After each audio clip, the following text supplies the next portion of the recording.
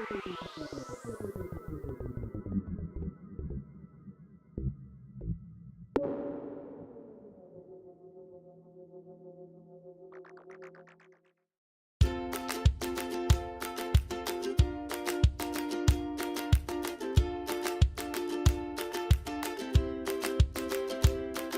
think it's really important for young people to sort of get an understanding into, you know, the developments that's going around in the local economy and the local environment. So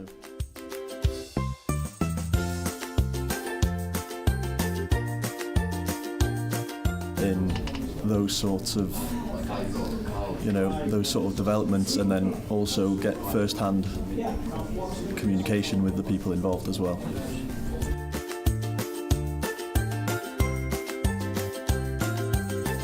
Yeah, so I think one of the benefits is of this sort of session is to really prepare people for the construction industry. A lot of people that we see in practice coming through the higher education process, in my opinion, are often very ill prepared for the realities of the construction industry. So a lot of the educational process is very sort of isolated, with little in the way of sort of cross-discipline understanding of how other consultants or other professions work.